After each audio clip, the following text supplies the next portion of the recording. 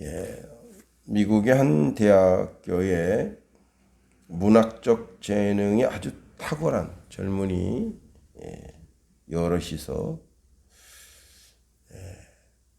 그 글을 쓰는데 글이 아마 상당히 그 높은 수준의 글을 썼는 것 같아요. 그래서 서로 글을 쓰고 비판하기로 무엇이 잘못됐다, 무엇이 잘못됐다 이렇게 해서 비판하는 독서 클럽을 만들었다고 합니다.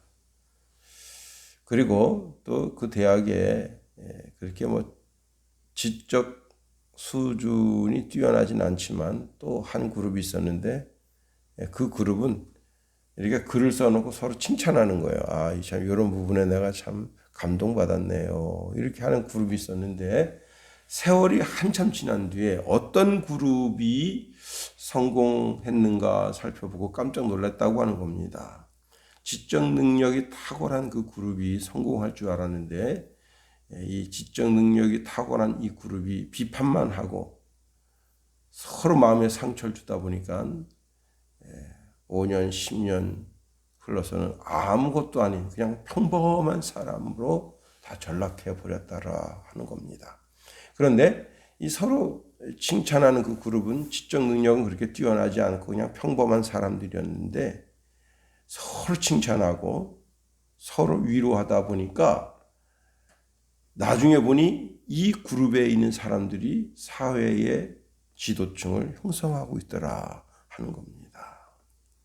예. 비판하면 사람의 마음이 찢어지죠. 사람의 마음에 칼집을 내는 것과 같습니다.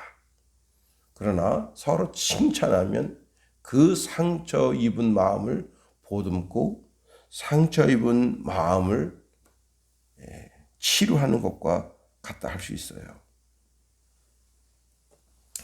서로 비판해서 성장할 것 같지만 결국은 마음에 상처가 있어서 상대방을 한없이 끌어내리게 됩니다. 또 그러려고 계속 그런 시각으로만 글을 보게 되고 그런 시각으로 그 글을 보다 보니 글쓴이를 미워하게 되는 겁니다. 그러나 칭찬과 위로가 오히려 그 사람을 더 성장하게 하는 역동성을 가지게 되는 겁니다. 욥이 환난을 당해서 얼마나 하나님께 기도했겠어요. 얼마나 부르짖어서 간구했겠어요. 자녀의 죽음, 재산의 손실, 사랑하고 아끼던 종들의 죽음, 참 이런 것이 얼마나 자기 살을 베는 것 같은 그런 큰 아픔으로 다가왔겠습니까? 그뿐 아니라 욥의 아내의 배신, 이 배신이 마음에 상처를 주는 거죠.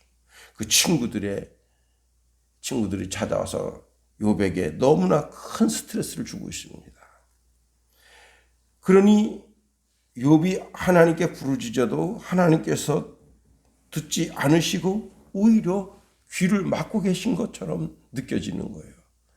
이게 하나님과 나 사이의 단절, 그리고 나와 친구, 나와 아내, 나와 자녀, 나와 재산, 나와 종들과의 단절, 이 모든 것이 욥에게는 욥의 마음에 큰 스트레스고 더더욱이 하나님과 자신과의 관계 속에서 단절이 되었다라고 느껴지는 것은 몹시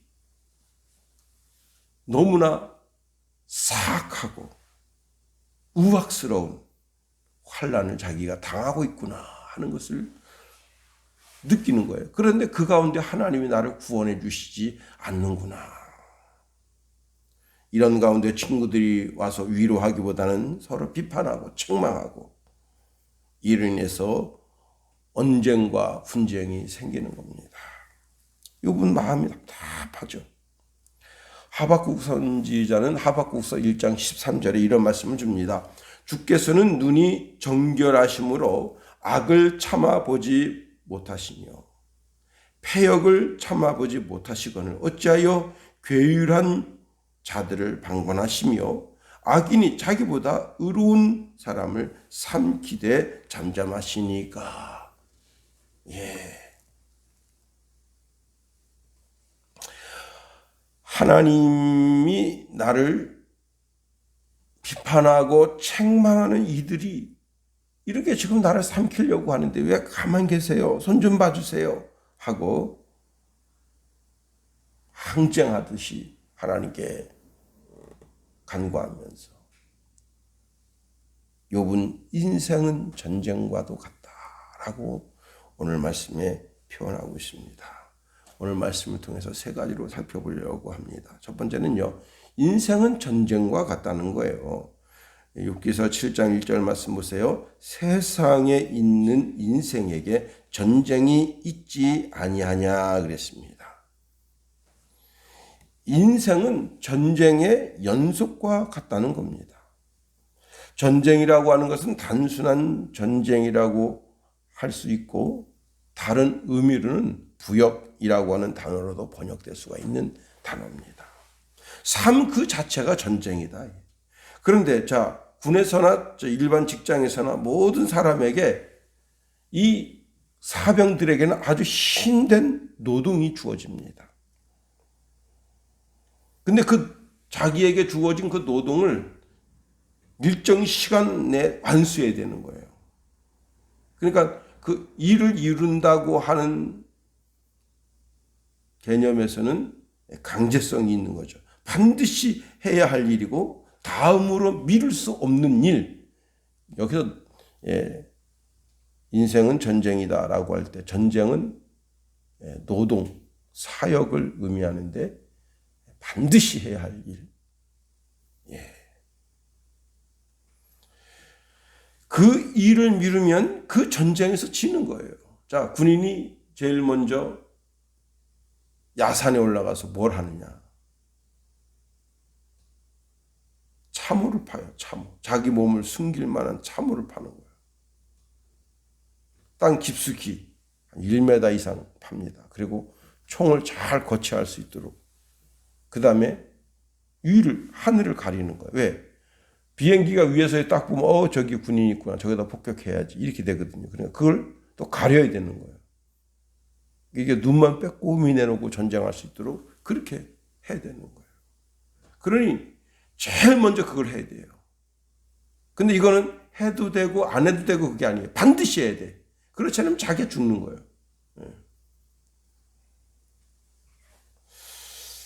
자, 우리는 선하든 악하든 지금 다 전쟁을 벌이는 군인과 같다고 할 수 있습니다. 그래서 삶의 터전을 전쟁터와 같다 그렇게 말하는 거예요. 직장에서 내가 반드시 그 일을 해야죠. 그 일을 미루면 수출에도 차질이 있고 이렇게 저렇게 그 회사에 큰 손해를 끼치게 되는 겁니다. 집도 마찬가지죠. 집도 울타리가 허물어졌습니다. 반드시 울타리를 다시 세워야죠. 그냥 가만 내버려두면 소나 개나 막 드나들다 보면 나중엔 강도도 드나들고 도둑놈도 드나들게 되는 거예요. 뭐 하나라도 집에 있는 거 없어져 보세요. 얼마나 마음이 쓰립니까? 반드시 해야 되죠. 영적으로는 또 어떨까요? 영적으로도 구원의 진리를 대항하여 끊임없이 싸움을 걸어오는 사탄이 있다는 사실을 알아야 됩니다. 인류를 파멸로 이끌고 흑암의 권세로 가짜 왕노릇하는 그런 영적인 존재, 마귀가 있다는 거예요. 그와의 싸움에서 반드시 승리하기 위해서 어떻게 해요? 자기 자신의 마음을 굳건하게 해야 됩니다. 모든 그리스도인들은 한 그리스도의 좋은 군사로 모집되어져 하나님의 명령 가운데 그 명령을 준행하는 주의 백성들입니다. 고린도후서 10장 3절에서 4절에 보면요. 우리가 육신으로 행하나 육신에 따라 싸우지 아니하노니 우리의 싸우는 무기는 육신에 속한 것이 아니요 오직 어떤 견고한 진도 무너뜨리는 하나님의 능력이라. 모든 이론을 무너뜨리며 하나님을 아는 것을 대적하여 높아진 것을 다 무너뜨리고 모든 생각을 사로잡아 그리스도에게 복종하게 하니 말씀합니다. 자, 우리는 하나님의 좋은 군사라. 하나님의 좋은 군사는 하나님께로부터 무기를 지급받습니다. 그 무기가 뭐냐? 권능이에요, 권능. 오직 성령이 너희에게 임하시면 너희가 권능을 받는다. 디모데전서 6장 12절에 보니까 믿음의 선한 싸움을 싸우라. 영생을 취하라. 이를 위하여 내가 부르심을 받았고 많은 증인 앞에서 선한 증언을 하였도다 했습니다. 우리는 믿음의 용사들이다. 우리가 육신도 지금 바이러스를 이기려고 다 지금 1차, 2차, 3차 주사를 맞잖아요.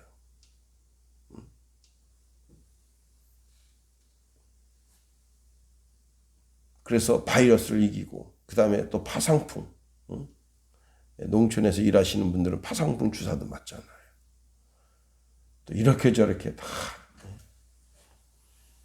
육신도 자세히 들여다보면 거기에 숱한 전쟁이 있는 겁니다.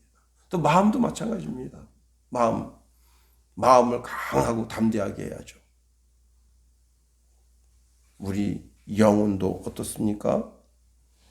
야고보 사도는 우리가 이렇게 싸우는 영적인 싸움이 다 어디서 나오느냐? 정욕대로 행하려고 하기 때문에 일어난다 말씀합니다. 야고보서 4장 1절에 보니까 너희 중에 싸움이 어디로 다툼이 어디로 쫓아나느냐? 너희 지체 중에 싸우는 정욕으로 쫓아난 것이 아니냐? 예. 우리는 영적인 싸움에서도 당당하게 이겨서 하나님께 영광 올려드리는 그런 믿음의 사람이 다 되어야 하는 겁니다. 또 오늘 본문에서 욥은 인생은 품꾼과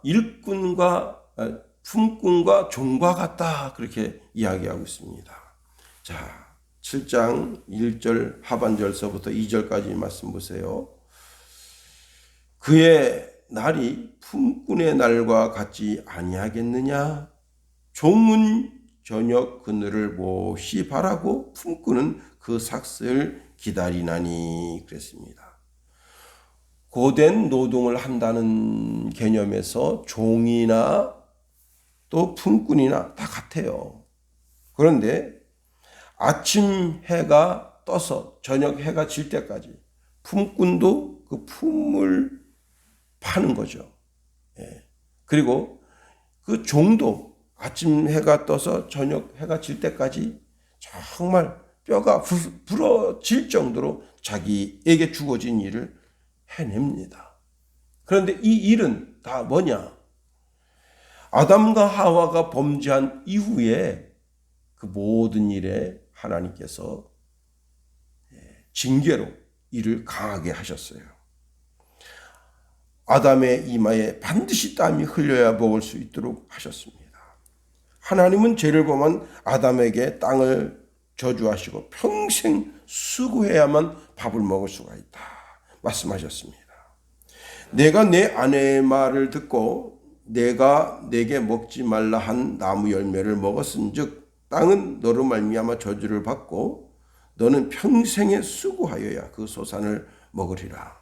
땅이 내게 가시덤불과 엉겅퀴를 낼 것이라. 내가 먹을 것은 밭의 채소인즉 내가 흙으로 돌아갈 때까지 얼굴에 땀을 흘려야 먹을 것을 먹으리니 내가 그것에서 취함을 입었습니다. 너는 흙이니 흙으로 돌아갈 것이니라 하시니라. 예. 자, 종과 품꾼은 그런데 그 일에 하루 해가 떠서 해가 질 때까지 일을 하지만 일에 대한 마음의 자세가 틀려요. 품꾼은 일이 끝나면 돈을 받는 거야. 예. 하루 종일 힘들게 일하지만 저녁 시간 되면 이제 1시간 뒤는 일이 끝나는구나. 돈을 받는. 그런데 종은 그게 없어. 종은 뭐예요? 빨리 해가 졌으면 좋겠다. 빨리 비가 와서 일 안 했으면 좋겠다 하는 겁니다. 다시 말하면 품꾼은 그 해가 떠서 해가 질 때까지 일하고는 집에 가서 쉴 수가 있어요. 그러나 종은 그게 아니야. 종은 자, 해가 졌다고 해서 일이 끝난 게 아닙니다. 집으로 갑니다. 집에 가면요, 또 집안 설거지를 해야 돼요. 안방, 뒷방, 옆방 불 떼서 방을 대표해야 되고, 그리고 주인마님이 식사를 안 했으면 식사도 준비해야 되고, 그 다음에 청소가 안 됐으면 청소도 해야 되고. 종은 쉬는 게 없어. 최고 불행한 사람이 누구냐? 종입니다. 종. 자, 그 또 언제 주인마님이 부르면 또 쫓아가 나가야 돼요. 그렇지 않으면 등짝에 얻어 터져. 그래서 여러분 3절 4절 말씀 보세요. 이와 같이 내가 여러 달째 고통을 받으니 고달픈 밤이 내게 작정되었구나. 내가 누울 때에 말하기를 언제 일어날까? 언제나 일어날까? 언제나 밤이 갈까 하며 새벽까지 이리 뒤척 저리 뒤척 하는구나. 종은 이리 뒤척 저리 뒤척 하는 거예요. 내가 빼먹은 일이 뭐가 있었지. 또 그 이튿날 되면 또 오늘 또 하루가 시작되는구나. 고된 하루가 시작되는구나. 품꾼은 틀려요. 품꾼은 일이 자기 일이 아니야. 자기는 돈만 받으면 끝이야. 종은 고달픈 하루가 시작됩니다. 여러분, 그런데요, 이 종에게 큰 은혜가 임하는 날이 이 땅에 오게 된 겁니다. 사실 우리는 죄의 종, 마귀의 종, 세상의 종의 신분이었는데 그리스도께서 우리를 사가지고 그 피로 우리를 사서 하나님의 종이 되게 하셨다. 오늘 본문에 욥기서를 보면 하나님도 사단에게 이렇게 말합니다. 너 어디 갔다 왔냐? 예, 세상 두루두루 다녀왔습니다. 그 동방의 우수 땅에 있는 내 종 욥을 내가 유의해 보았느냐? 그렇게 물으십니다. 예. 우린 다 하나님의 종이에요. 예수님께서 아주 의미심장한 말씀을 우리에게 주십니다. 요한복음 15장 13절에서 16절에 보면 사람이 친구를 위하여 자기 목숨을 버리면 이보다 더 큰 사랑이 없나니 동서고금을 막론하고 친구를 위해서 자기 목숨을 버렸다는 얘기 들어봤어요? 없어요. 아무리 우정이 강하고 뭐 그래도 뭐 신장은 쪄줄 수 있어. 눈 하나는 이식해 줄 수 있을지 몰라. 그럼 목숨 버렸다는 이야기는 들어본 적이 없을 겁니다. 자식이 부모에게 또는 아내가 남편에게 그런 경우는 있어요. 친구에게 친구 살리려고 자기 목숨 버린다? 예. 그런데 예수는 이렇게 말씀하셔요. 너희는 내가 명하는 대로 행하면 곧 나의 친구라 그랬어요. 이제부터는 너희를 종이라 하지 아니하리니 종은 주인이 하는 것을 알지 못합니다. 너희를 친구라 하였노니 내가 내 아버지께 들은 것을 다 너희에게 알게 하였습니다. 이제는 예수님이 내 친구야. 할렐루야. 예, 더 놀라운 것은요. 우리를 그 피로 사서 하나님의 종으로 드린 거예요. 어제까지는 마귀의 종이었어. 세상의 종이었어. 죄의 종이었어. 그런데 예수 그리스도를 구주로 영접한 순간서부터 우리는 하나님의 종이 됐어요. 신분이 바뀐 거예요. 여러분 모세도 히브리서 말씀에 보면 하나님의 집에서 하나님의 종으로 평생 일했대요. 종으로 일했대. 종으로 일하는 자와 아들로 일하는 자는 틀려요. 예, 우리는 하나님의 아들, 딸로 일하는 거야. 예. 히브리서 3장 2절에 보니까 모세가 하나님의 온 집에서 한 것과 같이 하였다 그랬습니다. 우리는 하나님의 종이었는데 하나님이 하나님의 종의 신분에서 아들의 신분을 바꿔주셨어요. 자, 그래서 그 아들의 신분이 된 우리에게 상속자가 되게 하셨어요. 종은 너무 일이 힘들어. 너무 일이 힘들면요 밤에 잠이 안 와. 낮에 너무 고되게 일을 하면요, 잠이 안 온다고. 그 몸에 쌓여있는 그 나쁜 에너지들 때문에. 일이 뒤척저리 뒤척해요. 그러나 하나님께서 어떻게 하나님의 아들, 딸들에게 고된 일을 시키시겠어요? 그 지혜대로, 그 명철대로 하나님께서 복의 복을 더하여 주시는 겁니다. 그리고 하나님이 지금도 일하시니, 예수님이 이렇게 말씀하시거든요. 하나님이 지금도 일하시니 나도 일한다. 우리도 그래서 일하는 거예요. 세 번째로 욥은 인생이 배틀채 위에 있는 북과 같다 했어요. 북은 이렇게 치는 북이 아니라 배틀채에 보면 요만한 얇삽한 요 정도 길이 되는 게 있어요. 그래서 탁 집어넣고 착착하고 탁 집어넣고 착착하면서 옷감을 만들죠. 그런데 그게 얼마나 빠른지 샥샥샥샥 왔다 갔다 한다. 사실 욥에게 남아있는 것은 이제 목숨밖에 없어요. 그는 자신의 죽음을 향하여 전설력으로 달려가는 오늘 배틀채 위에 있는 북과 같다. 더는 이 세상에 살 의미가 없다는 거예요. 만일 세상 사람 같았으면 10번도 더 자살했어. 자기 자녀가 저렇게 됐을 때 그냥 삶에 무슨 의미가 있겠는가. 어떤 분이 자살하려고 마음먹었어요. 그래가지고 한강에서 눈 감고 끝까지 밟은 거야, 차를. 눈 감고.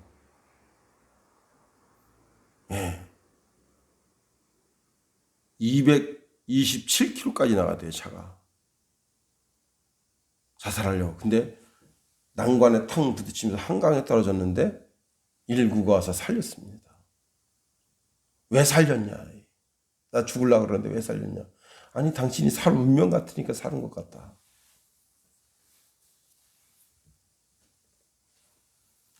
사람 목숨 그렇게 쉽게 끊어지지 않습니다. 근데 119가 살렸더니 왜 살렸냐? 그래서 왜 죽으려고 하느냐? 그랬더니 애가 교통사고로 죽었는데 삶의 의미가 없다, 이게. 한숨만 나오고. 그래서 자살하려고 했다. 마포대교에서 한 여고생이 자살하려고 그 마포대교로 서성거립니다. 여자 경찰관이 순찰 돌다가 한 애가 계속 머뭇머뭇거리는 거 보고 가서 이야기합니다. 걔 손을 꼭 잡아줬어요. 그래서 얘가 눈물을 흘립니다. 그래서 너 왜 자살하려고 하니? 그랬더니 자기가 성적도 안 오르고 너무 불행한 인생을 살고 있다.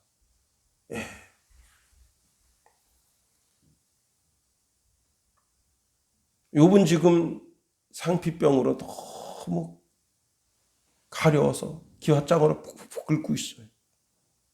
오늘 성경 말씀에 이렇게 말하고 있습니다. 5절 보세요. 내 살에는 구더기와 흙덩이가 의복처럼 입혀졌고 내 피부는 굳어졌다가 터지는구나. 전신에 그냥 막 몸 전신에 진물이 나고 그 진물이 나는 그 사이사이에 구더기가 그냥 껴가지고 그 생각만 해봐요. 상상만 해봐. 이게 인생이겠어요, 이게. 그리고는 흙에 뒹굴어서 흙덩이가 전신에 덮여져 있지. 피부는 밤새 이게 아물었다가 조금 움직이면 터지면서 그 통증, 그 고통. 제가 이제 그 실습 나가서 어느 병원에 갔는데 전신 화상을 입은 환자가 있었어요. 야, 그 환자가 매일같이 물에다가 불겨요. 상처를. 그러니까 꺼지를 거기서 떼어내는 거야. 근데 그 고통 소리가 와, 진짜 병원 전체 죽여줘 죽여요. 와, 진짜 소름이 쫙쫙 돋아요. 그렇게 30분 지저댄다고. 그런 몰핀 주사 놓고. 전기공사하다가 그 화상을 입었는데, 와, 진짜 그 소름 소리, 그 울부짖는 소리. 사실 지금 욥이 울부짖지 않고 있지만 이 고통은 이루 말할 수 없는 거예요. 그렇다고 무슨 뭐 마약을 주사를 맞는 것도 아니고 자기 목숨이 지금 딱 뭐예요? 딱 자살하기 딱 좋은 상태야. 그러나 하나님의 사람으로서 그 목숨을 연명하고 있는 거예요. 하나님 내 목숨 걷어가 주세요. 인생이 무엇과 같으냐? 배틀채 위에 있는 북과 같다. 얼마나 빠른지 샥샥샥샥 하면서 하늘 옷감이 짜지는 것 같다. 다윗이 뭐라 했습니까? 시편 90편 10절에 보니까 우리 연수가 70이요 강건하면 80이라도 그 연수의 자랑은 수고와 슬픔뿐이요 신속히 가니 날아가나이다. 너무 빠르게 지나간다. 얼마 전에 그 친구 목사님이 전화 와서 그래요. 아유, 내일 모레 60이다. 근데 가서 당신이나 나이 먹으시오. 나는 나이를 안 먹겠어. 그랬더니 껄껄껄 웃더라고요. 예. 내일 모레 60이요. 아니, 얼마 전에 아유 벌써 50인가 그랬는데 벌써 이제 참 인생 참 빠른 거예요. 덧없는 거예요.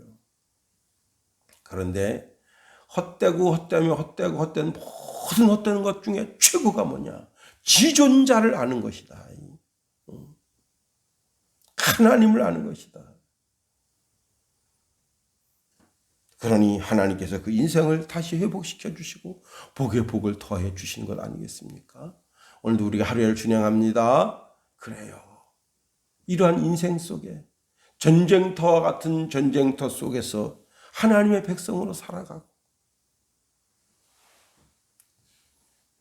세상의 종, 죄악의 종, 마귀의 종이었으나 이제는 하나님의 아들, 딸로 살아가고 인생의 시간이 짧은 것을 알고 시간을 아끼고 세월을 아껴서 하나님께 영광 올려드리는 그런 인생으로 이 하루를 살게 되기를 예수님의 이름으로 축원해드립니다. 주기도문 하겠습니다. 하늘에 계신 우리 아버지, 아버지의 이름을 거룩하게 하시며 아버지의 나라가 오게 하시며 아버지의 뜻이 하늘에서와 같이 땅에서도 이루어지게 하소서. 오늘 우리에게 일용할 양식을 주시고 우리가 우리에게 잘못한 사람을 용서하여 준 것 같이 우리 죄를 용서하여 주시고 우리 시험에 빠지지 않게 하시고 악에서 구하소서. 나라와 권능과 영광이 영원히 아버지의 것입니다. 아멘.